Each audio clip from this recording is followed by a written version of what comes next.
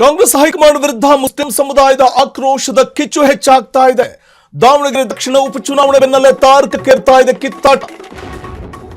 Congress high command ವಿರುದ್ಧ ವ್ಯಕ್ತವಾಗ್ತಾ ಇರುವಂತಹ ಆಕ್ರೋಶದ ಪರಿ.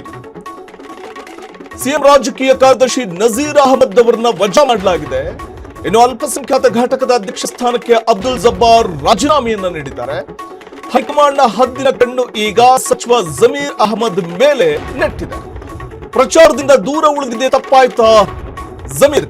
ನ್ಯಾಯಯುತವಾಗಿ ಹಕ್ಕನ್ನ ಕೇಳಿದ್ದಕ್ಕೆ ನಾಯಕರ ವಜಾ ಮಾಡಬೇಕಾ?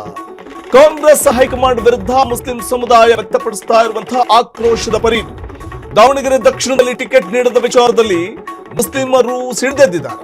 ಅಲ್ಪಸಂಖ್ಯಾತರಿಗೆ ಕಾಂಗ್ರೆಸ್ ನೀಡಿದ ಗಿಫ್ಟ್ ಇದೆ. ಕೆಪಿಸಿಸಿ ಅಲ್ಪಸಂಖ್ಯಾತ ಘಟಕವೇ ವಿಸರ್ಜನೆ ಮಾಡಿದ್ದು ಸರಿನಾ? ಚುನಾವಣಾ ಫಲಿತಾಂಶಕ್ಕೂ ಮುನ್ನವೇ ವಜಾ ಬಾಣ ಯಾಕೆ?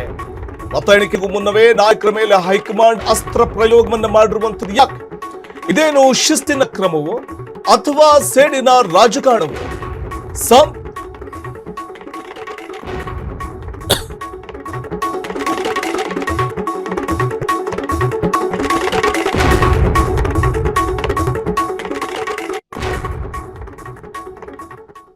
ಸಾಂಪ್ರದಾಯಿಕವಾದಂತಹ ಮತ ಬ್ಯಾಂಕ್ ಆಗಿರುವ ಮುಸ್ಲಿಂ ಸಮುದಾಯವನ್ನ ಎಲ್ಲೋ ಒಂದ್ ಕಡೆ ಬರೀ ಮತ ಬ್ಯಾಂಕ್ ಆಗಿ ಮಾತ್ರ ಪರಿಗಣನೆಗೆ ತೆಗೆದುಕೊಳ್ತಾ ಇದೆಯಾ ಕಾಂಗ್ರೆಸ್ ಅನ್ನುವಂತಹ ಪ್ರಶ್ನೆ ಉದ್ಭವ ಆಗುವಂತೆ ಮಾಡುತ್ತೆ. ಜಮೀರ್ ಅಹಮದ್ ಅವರ ಮೇಲೂ ಕೂಡ ಶಿಸ್ತು ಕ್ರಮವನ್ನು ತೆಗೆದುಕೊಳ್ಳುತ್ತಾ ಕಾಂಗ್ರೆಸ್ ಹೈಕಮಾಂಡ್ ಪ್ರಚಾರದಿಂದ ದೂರ ಉಳಿದ್ರು ಅನ್ನುವಂತಹ ಕಾರಣಕ್ಕೆ. ಯಾಕೆಂದ್ರೆ ಅಲ್ಲಿ ಅಲ್ಪಸಂಖ್ಯಾತ ಸಮುದಾಯದ ಅಭ್ಯರ್ಥಿ ಟಿಕೆಟ್ ಆಕಾಂಕ್ಷಿಯಾಗಿದ್ದಂತಹ ವ್ಯಕ್ತಿಗೆ ಟಿಕೆಟ್ ಅನ್ನ ನೀಡಲ, ಅಥವಾ ಅಲ್ಪಸಂಖ್ಯಾತ ಸಮುದಾಯದವರು ಟಿಕೆಟ್ ಆಕಾಂಕ್ಷಿಯಾಗಿದ್ರು, ಅವರಿಗೆ ಟಿಕೆಟ್ ನೀಡಬೇಕು ಅನ್ನುವಂಥ ಒತ್ತಾಯವನ್ನ ಮಾಡಿದ್ರು ಜಮೀರ್ ಅಹಮದ್ ಖಾನ್.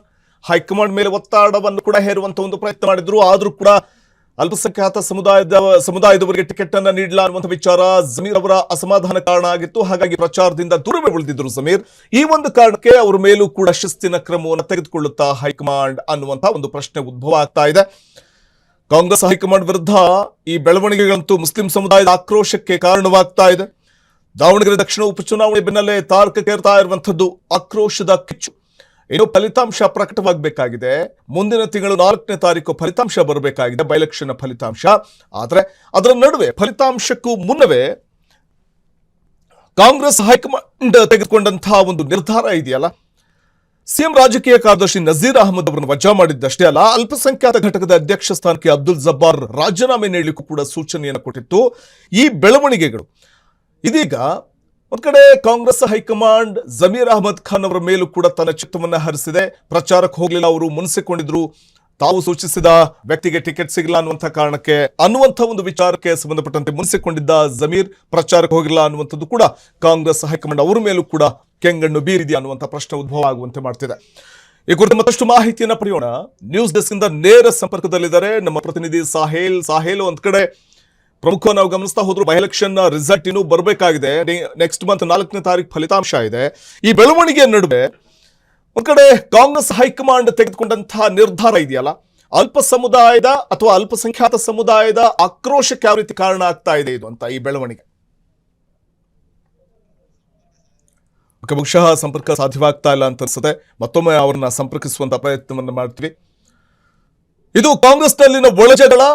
ಇದರ ನಡುವೆ ಹೈಕಮಾಂಡ್ ವಿರುದ್ಧ ಮುಸ್ಲಿಂ ಸಮುದಾಯ ಆಕ್ರೋಶವನ್ನು ವ್ಯಕ್ತಪಡಿಸ್ತಾ ಇದ್ದು, ಶಿಸ್ತಿನ ಕ್ರಮವನ್ನು ತೆಗೆದುಕೊಂಡಿರುವುದಕ್ಕೆ ಇದು ಶಿಸ್ತಿನ ಕ್ರಮನ ಅಥವಾ ಸೇಡಿನ ರಾಜಕಾರಣ ಅನ್ನುವಂಥ ಆಕ್ರೋಶ ವ್ಯಕ್ತವಾಗ್ತಾ ಇದೆ ಮುಸ್ಲಿಂ ಸಮುದಾಯದಿಂದ.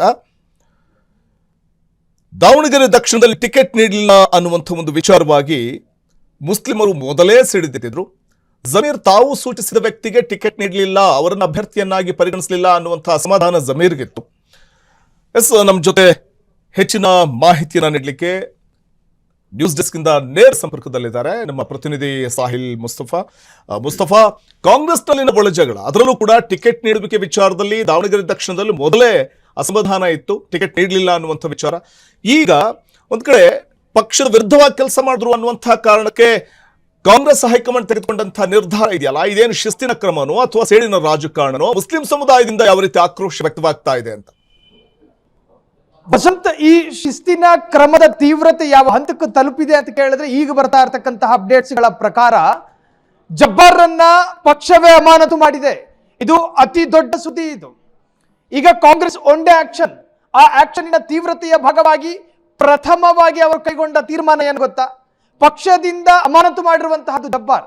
ಮೊನ್ನೆ ದಿನ ಅವರ ನೇತೃತ್ವದಲ್ಲಿ ರಚನೆಯಾಗಿದ್ದಂತಹ ಅಲ್ಪಸಂಖ್ಯಾತ ಘಟಕದ ರಾಜ್ಯಾಧ್ಯಕ್ಷ ಸ್ಥಾನಕ್ಕೆ ನಿರ್ದೇಶನದ ಆಧಾರದಲ್ಲಿ ರಾಜೀನಾಮೆ ಕೊಟ್ಟು ಮನೆಗೆ ಹೋಗಿದ್ರು. ಆದ್ರೆ ಈಗ ಅವರನ್ನು ಅಮಾನತು ಮಾಡಲಾಗಿದೆ. ಇನ್ನು ತಾವು ಹೇಳಿದಂತಹ ಪ್ರಶ್ನೆಗೆ ಬರೋದಾದ್ರೆ, ಕರ್ನಾಟಕ ರಾಜಕೀಯ ಸಮೀಕರಣದಲ್ಲಿ ಮುಸ್ಲಿಂ ಮತದಾರರು ಪ್ರಮುಖ ಸ್ಥಾನವನ್ನು ಪಡೆದುಕೊಳ್ತಾರೆ. ಅದರಲ್ಲೂ ಕೂಡ ಕಾಂಗ್ರೆಸ್ ಪಕ್ಷದ ವಿಚಾರವಾಗಿ ಮಾತನಾಡೋದಾದ್ರೆ, ಸುಮಾರು 40ರಿಂದ 50 ಕ್ಷೇತ್ರಗಳಲ್ಲಿ ಮುಸ್ಲಿಂ ಮತದಾರರ ಬೆಂಬಲಗಳಿದ್ರೆ ಮಾತ್ರ ಕಾಂಗ್ರೆಸ್ಸಿನ ಒಂದಷ್ಟು ಶಾಸಕರು ಗೆದ್ದು ಬರೋದಕ್ಕೆ ಸಾಧ್ಯ.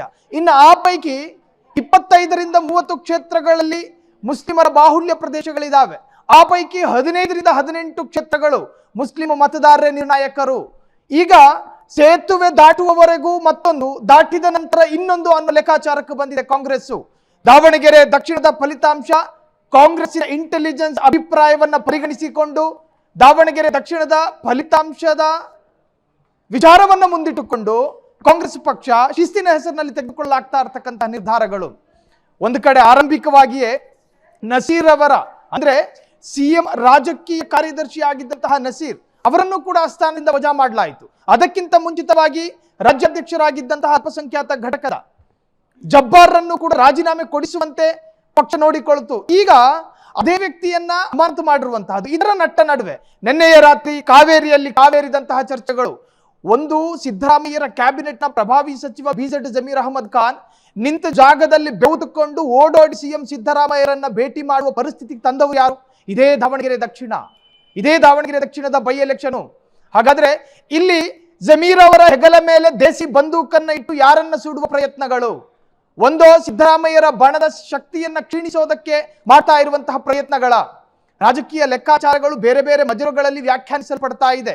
ಹಾಗಾದ್ರೆ ಒಂದು ನಿರ್ಣಾಯಕ ಸಮುದಾಯವನ್ನೇ ಕಾಂಗ್ರೆಸ್ ಬಿಡ್ತಾ ಇಲ್ಲ ಅನ್ನುವುದಾದ್ರೆ, ಮುಂದಿನ ಲೋಕಲ್ ಬಾಡಿ ಚುನಾವಣೆಯಲ್ಲಿ, ಅದಾದ ನಂತರ 2028ರ ಅಸೆಂಬ್ಲಿ ಚುನಾವಣೆಯಲ್ಲಿ, ಅದಾದ ನಂತರ 2029ರ ಲೋಕಸಭಾ ಚುನಾವಣೆಯಲ್ಲಿ ಆ ಘಳಿಗೆಯಲ್ಲಿ ಸರಿ ಮಾಡ್ಕೊಳ್ಳೋಣ, ಈಗ ಇಮಿಡಿಯೇಟ್ ನಾವು ಒನ್ ಡೇ ಆಕ್ಷನ್ ಅಲ್ಲಿ ಇಳಿತಾ ಇದ್ದೀವಿ, ಈ ತರಹದೊಂದು ಸಂದೇಶವನ್ನು ಕೊಡ್ತಾ ಇದೆ ಕಾಂಗ್ರೆಸ್.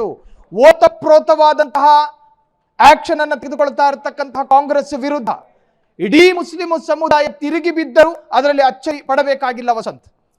ಅಲ್ಲ, ಒಂದು ಕಾಂಗ್ರೆಸ್ ಇಂಥ ನಿರ್ಧಾರಕ್ಕೆ ಬರ್ತೆ ಕಾಂಗ್ರೆಸ್ ಹೈಕಮಾಂಡ್ ಅಂತಂದ್ರೆ, ಒಂದ್ ಕಡೆ ಫಲಿತಾಂಶ ಏನಾಗುತ್ತೆ ಅನ್ನುವಂಥ ಒಂದು ಆತಂಕ ಕೂಡ ಎದುರಾಗ್ತಾ ಇದೆಯಾ ಅಂತ. ಯಾಕಂದ್ರೆ ಪ್ರಮುಖ ನಾವು ಗಮನಿಸ್ತಾ ಹೋದ್ರು ಕೂಡ ಸಾಂಪ್ರದಾಯಿಕ ಮತ ಅಂತ ಬಂದಾಗ ಅದು ಅಲ್ಪಸಂಖ್ಯಾತ ಸಮುದಾಯದ ಮತಗಳು.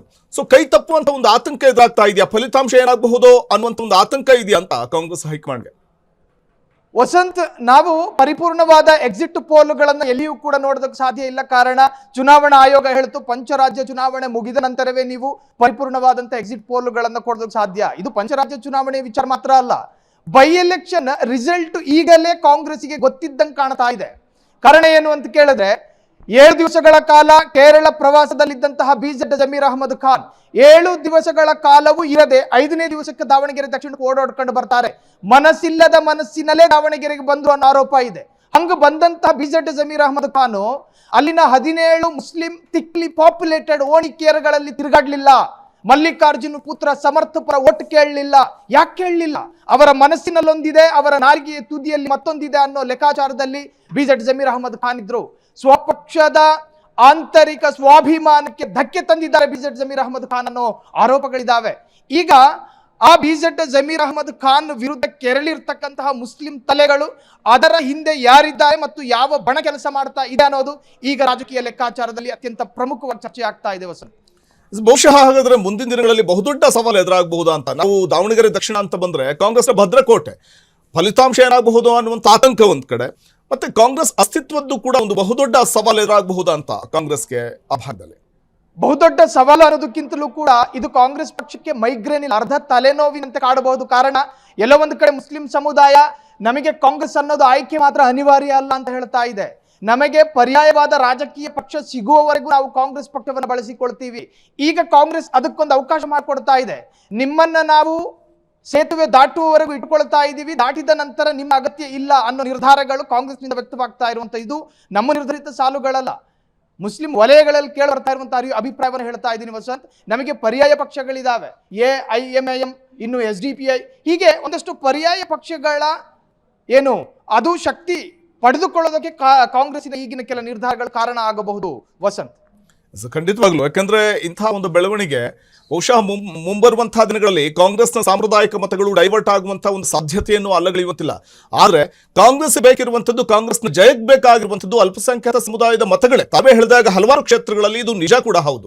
ಸೊ ಹಾಗಾಗಿ ಈಗ ಸದ್ಯಕ್ಕೆ ಶಿಸ್ತುಕ್ರಮ ಅನ್ನುವಂಥದ್ದನ್ನು ತೆಗೆದುಕೊಂಡಿದ್ರು ಕೂಡ ಮುಂಬರುವಂತಹ ದಿನಗಳಲ್ಲಿ ಮುಸ್ಲಿಂ ಸಮುದಾಯವನ್ನ ಓಲೈಕೆ ಮಾಡುವಂತಹ ಒಂದು ನಿಟ್ಟಿನಲ್ಲಿ ಎಷ್ಟು ಮಟ್ಟಿಗೆ ಇದನ್ನ ಹೇಗೆ ಟ್ಯಾಕಲ್ ಮಾಡಬಹುದು ಕಾಂಗ್ರೆಸ್ ಹೈಕಮಾಂಡ್ ಅಂತ ಅನ್ಸುತ್ತೆ. ಈಗ ಎದ್ದಿರುವಂತಹ ಅಸಮಾಧಾನ ಅಥವಾ ಆಕ್ರೋಶದ ಪರಿಯನ್ನ ತಣ್ಣು ಮಾಡುವಂತಹ ಒಂದು ನಿಟ್ಟಿನಲ್ಲಿ ಹೇಗೆ ನಿಭಾಯಿಸಬಹುದು, ಟ್ಯಾಕಲ್ ಮಾಡಬಹುದು ಅಂತ ಅನ್ಸುತ್ತೆ ಕಾಂಗ್ರೆಸ್ ಹೈಕಮಾಂಡ್ ಅಂತ. ವಸಂತ, ತಮ್ಮ ಎರಡು ಪ್ರಶ್ನೆಗಳಿಗೆ ಉತ್ತರವನ್ನು ಕೊಡೋದಾದ್ರೆ, ಶಿಸ್ತು ಕ್ರಮದ ಸೋಗು ಕಾಂಗ್ರೆಸ್ಸಿಗೆ ಬೇಕಾಗಿರುವಂತಹದ್ದು ಒಂದು ಸೋಗು, ಈಗ ಸಿಕ್ಕಿರುವಂತಹದ್ದು ಶಿಸ್ತು ಕ್ರಮ ಎನ್ನುವಂತಹ ಸೋಗು. ಆ ಸೋಗಿನ ಒಳ ಪ್ರವೇಶ ಮಾಡಿ ತಮಗೆ ಯಾರು ಬೇಡವೋ ಅವ್ರನ್ನೆಲ್ಲ ಕ್ಲೀನ್ ಮಾಡುವ ಒಂದೇ ಆಕ್ಷನ್ ಇಳಿದಿದೆ. ಇನ್ನು ಎರಡನೇದು, ಇದನ್ನ ಹೆಂಗ್ ಟ್ಯಾಕಲ್ ಮಾಡಬಹುದು ಅನ್ನುವಂತಹದ್ದು. ಕಾಂಗ್ರೆಸ್ ಸಾಂಪ್ರದಾಯಿಕವಾಗಿ ತಿಳ್ಕೊಂಡಿರೋದು ಏನು ಅಂದ್ರೆ, ಎಲೆಕ್ಷನ್ ಸಂದರ್ಭ, ಎಲೆಕ್ಷನ್ ಹೊಸ್ತಲಿನಲ್ಲಿ ಅಲ್ಪಸಂಖ್ಯಾತರನ್ನ ಓಲೈಸುವಂತಹ ಪ್ರಯತ್ನಗಳನ್ನ ಮಾಡಿದ್ರೆ ಸಾಕು, ತಕ್ಷಣಕ್ಕೆ ಸಮುದಾಯ ಶಮನಗೊಳ್ಳುತ್ತೆ. ನಿಮಗೆ ನೆನಪಿರಬಹುದು 2023ರ ಕಾಂಗ್ರೆಸ್ಸಿನ ಪ್ರಣಾಳಿಕೆಯಲ್ಲಿ ಪ್ರಥಮವಾಗಿ ಅವರು ಹೇಳಿದ್ದು ಶ್ರೀರಾಮ ಸೇನೆ ಎನ್ನುವಂತಹ ಸಂಘಟನೆಯನ್ನ ನಾವು ನಿಷೇಧ ಮಾಡ್ತೀವಿ ಅಧಿಕಾರಕ್ಕೆ ಬಂದ್ರೆ. ಸೊ ಈ ತರಹದ ಅಲ್ಪಸಂಖ್ಯಾತ ಸಮುದಾಯಕ್ಕೆ ಇಷ್ಟ ಆಗುವಂತಹ ಕೆಲವು ಅಂಶಗಳನ್ನ ಮುನ್ನೆಲೆಗೆ ತರ್ತಾರೆ. ಆದ್ರೆ ಇನ್ನು ಈ ಸಮುದಾಯವನ್ನ ಮನವೊಲಿಸೋದ್ರಲ್ಲಿ ಎಡವಬಹುದು. ಕಾರಣ 2023ರಲ್ಲಿ 15 ಸ್ಥಾನಗಳನ್ನು ಕೊಟ್ಟಿದ್ದು, 15 ಕ್ಷೇತ್ರಗಳಲ್ಲಿ ಮುಸ್ಲಿಂ ಮುಖಂಡರುಗಳಿಗೆ ಸ್ಪರ್ಧೆ ಮಾಡುವ ಅವಕಾಶ ಕೊಟ್ಟಿತ್ತು. ಆದ್ರೆ ಮುಂದಿನ ದಿನಗಳಲ್ಲಿ ಆ ಸಮುದಾಯವೇ ಕೇಳುತ್ತೆ, ನಮ್ಮ ಜನಸಂಖ್ಯೆ ಆಧರಿಸಿ ನೀವು 30 ಸ್ಥಾನಗಳನ್ನು ಕೊಡಬೇಕು. ಹಠಕ್ಕೆ ಬೀಳುತ್ತೆ ಆ ಸಮುದಾಯ. ಆ ಸಮುದಾಯದ ಕಪಾಲ ಕೆಂಪಾಗೋದಕ್ಕೂ ನೆತ್ತಿ ಬಿಸಿ ಆಗೋದಕ್ಕೂ ಕಾರಣ ಆಗ್ತಾ ಇರೋದು ಕಾಂಗ್ರೆಸ್ಸಿನ ಇತ್ತೀಚೆಗಿನ ನೂತನವಾದಂತಹ ನಿರ್ಧಾರಗಳು. ಸೊ ಆ ಸಮುದಾಯವನ್ನ ಎಚ್ಚರಗೊಳ್ಳೋದಕ್ಕೂ ಕೂಡ ಅವರ ತೀರ್ಮಾನಗಳು ಕಾರಣ ಆಗ್ತಾ ಇದೆ ವಸಂತ್. ಧನ್ಯವಾದ ತಮ್ಮ ಮಾಹಿತಿಗಾಗಿ ಮುಸ್ತಫಾ.